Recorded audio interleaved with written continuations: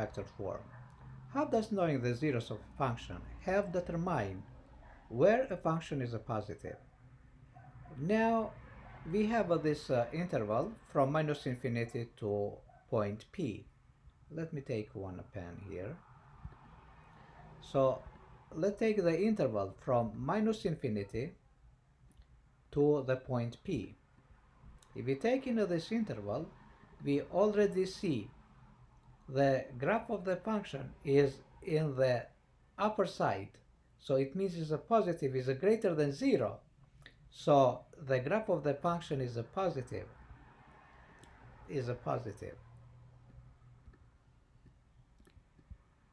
But what happened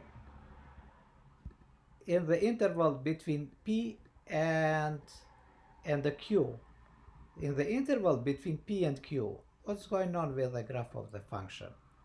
So the graph of the function between P and Q is smaller than 0. Here is a 0, is in the lower part, because it is in the lower part is in the quadrant 3 and quadrant 4. Quadrant 3 and quadrant 4 is a negative. So that's the graph of the function is a negative.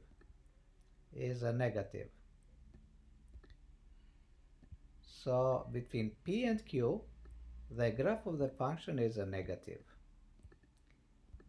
And now if we are looking from the point Q to infinity in the interval from Q to infinity, in this interval here, in this interval from Q to infinity in this side, we already see the graph of the function is a positive, is in the upper side. So the graph of the function is greater than a 0.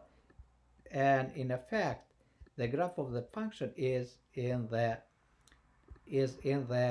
first quadrant, and in the first quadrant y is a positive, and the second quadrant y is a positive. That's why from minus infinity to P the graph of the function is a positive, because it's in second quadrant, the y coordinate is a positive, and the first quadrant both x-axis and y-axis are positive. Therefore here from Q to infinity the graph of the function is positive. So this factored form help us to determine where the graph of the function is a positive and where the graph of the function is a negative.